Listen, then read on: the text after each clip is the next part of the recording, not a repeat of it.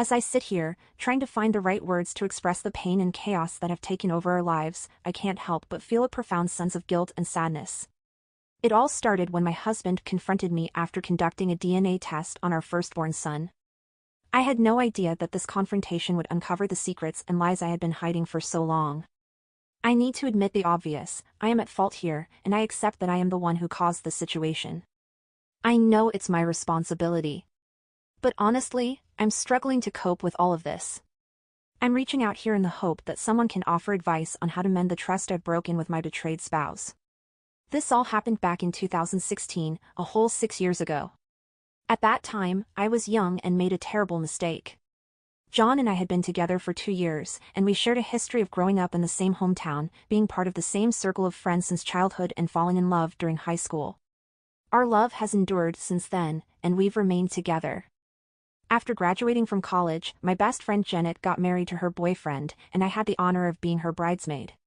Meanwhile, my boyfriend and I decided to wait a bit longer so we could save up enough money for our wedding the following year.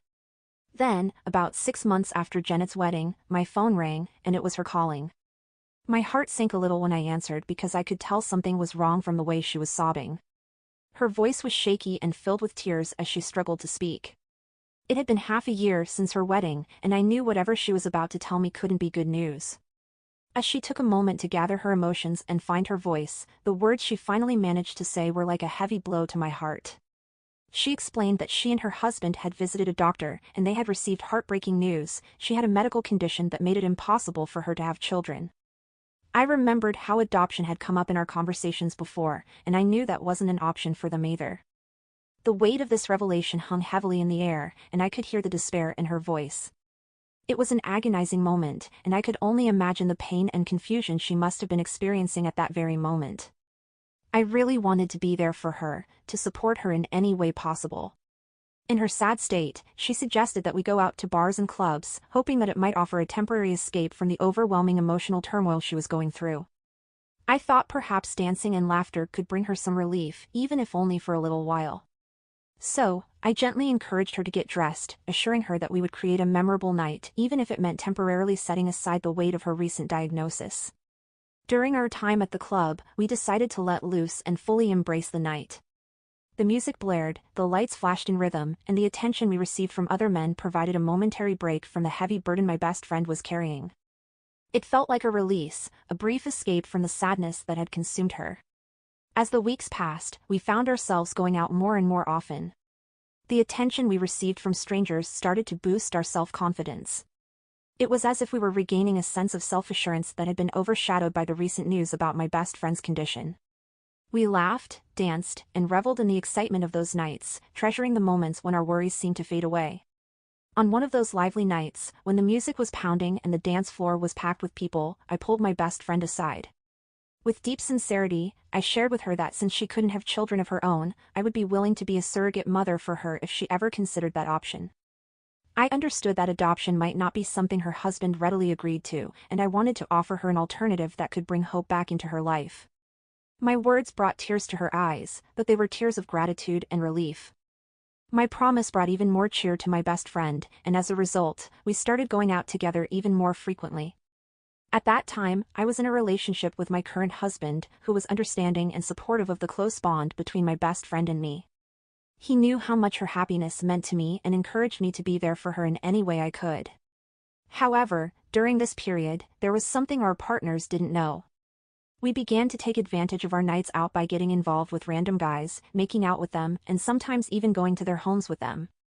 Unfortunately, during this time, I found out that I was pregnant.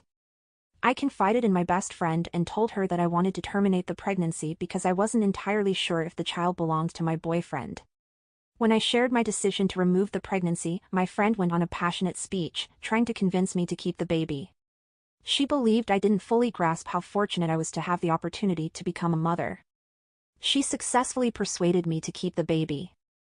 I ended all ties with the guys I had been involved with and focused on my relationship with my boyfriend. My best friend and I also stopped going out together. Although, my friend continued to go out and cheat on her partner, and she was also trying to convince me to continue. After deciding to keep the pregnancy, I reevaluated my life decision and I realized how disgusted I felt with myself, her, and the strangers I had been kissing. Most of all, I was overwhelmed with guilt for betraying the love of my life. I mustered the courage to tell her that I couldn't continue hanging out with her if she was going to persist with her infidelity. She understood my perspective and decided to stop as well. However, despite our moral misgivings, we both chose to keep our actions a secret. Since I didn't want to walk down the aisle while I was pregnant, I convinced my then-boyfriend that we should get married. He believed he was the father, and to some extent, I did too, but I couldn't be certain due to my involvement with multiple men I had met at the club with my best friend. So, my boyfriend and I quickly tied the knot, and my best friend played a supportive role in taking care of me during my pregnancy. A few months after giving birth to my son, my best friend and her husband started experiencing difficulties that eventually led to their divorce. My best friend was heartbroken during that time, and she, as always, wanted to go out and party to cope with her pain. However, I declined her invitation because I didn't want a repeat of what had happened the last time we partied. Instead, we opted for a different approach, visiting lounges, high-class restaurants, enjoying massages, practicing yoga, and indulging in some shopping. This turned out to be more fulfilling than seeking attention from other men, and it helped us maintain our dignity and integrity. Fast forward 6 years, and I've been happily married to my husband. We now have 3 wonderful children, aged 6, 4, and 2 years old. Throughout these years, my friendship with my best friend has remained strong. She soon got into another serious relationship, and I've included her and her partner in our children's birthday parties, Super Bowl games, and couples date nights. My friend and her partner appeared to be content and in a happy relationship, which made me genuinely happy for them. Then, one day, my friend broached the topic of having a baby. She expressed her and her boyfriend's desire to start a family and reminded me of my offer to be a surrogate mother, especially now that I had decided not to have any more children of my own. I was secretly hoping that she would never take me up on my offer, but since she was my friend, I had made her a promise. However, I knew I needed to discuss it with my husband first. So, when my husband returned home, I shared her request with him. He strongly opposed the idea, expressing concerns about the potential risks and suggesting that they should financially support someone else to be a surrogate instead.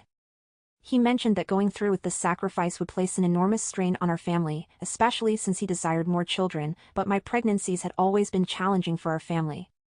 I understood his perspective, but despite my efforts to convince him otherwise, he remained steadfast in his decision.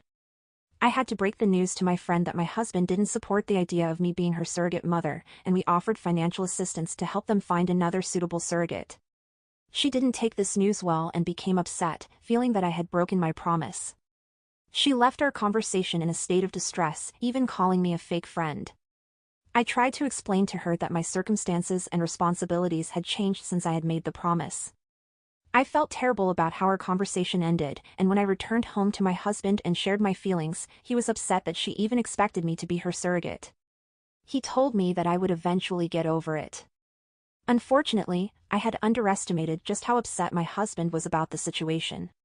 He had an unexpected encounter with my best friend's partner, and for some reason, he broached the subject with him in what must have come across as a disrespectful manner. An argument ensued, and hurtful words were exchanged.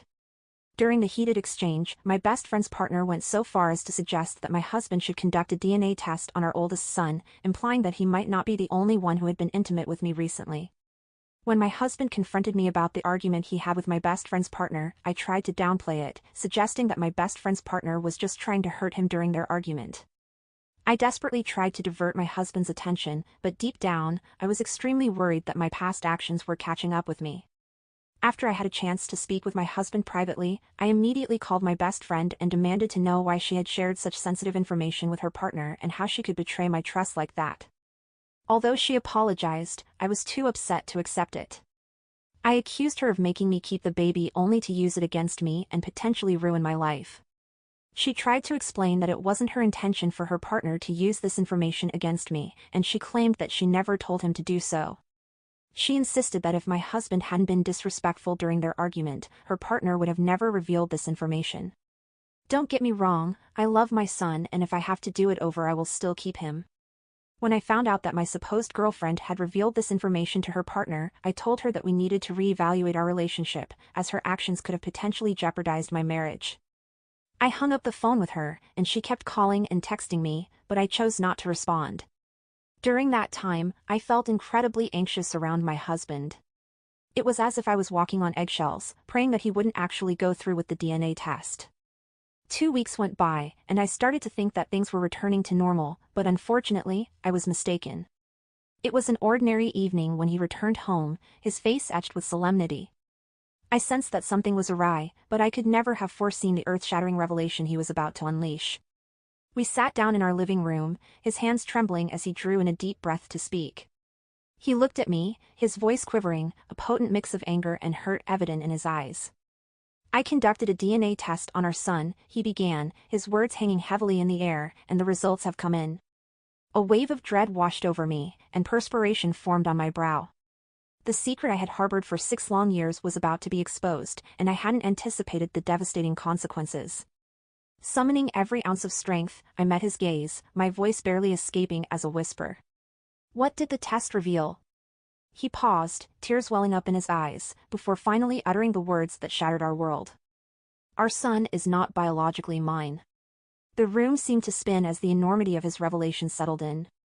I had carried this burden for years, unsure if he was the father. Now, the truth had come crashing down around us, and the pain etched across his face was agonizing.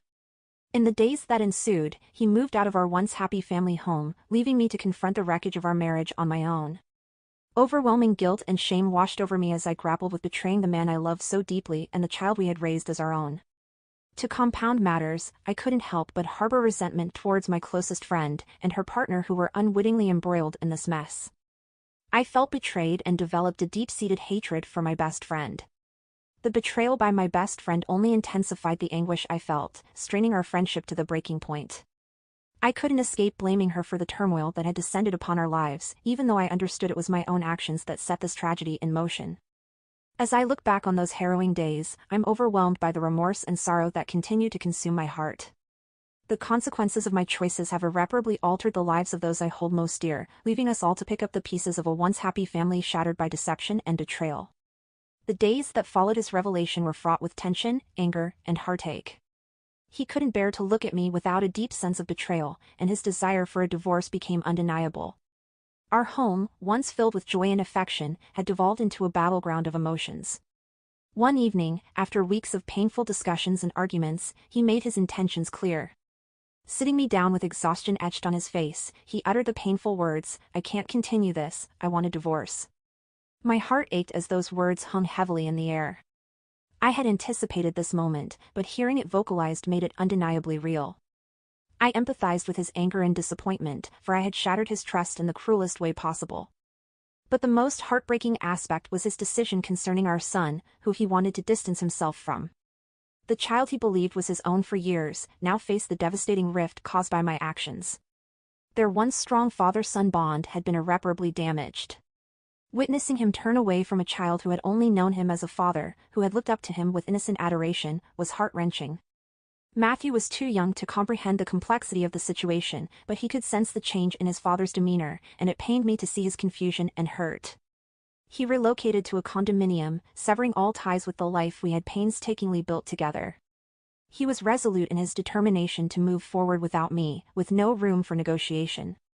The burden of my betrayal, the loss of my husband, and the anguish experienced by the father figure Matthew had cherished weighed heavily on my conscience. As the divorce proceedings commenced, the stark reality of our fractured family became undeniable. I couldn't escape the overwhelming sense of responsibility for the pain and turmoil I had inflicted. In the end, the repercussions of my actions had torn apart our family, leaving wounds that might never fully heal. To this day I haven't spoken to my ex-best friend as I reserve a special hatred for her and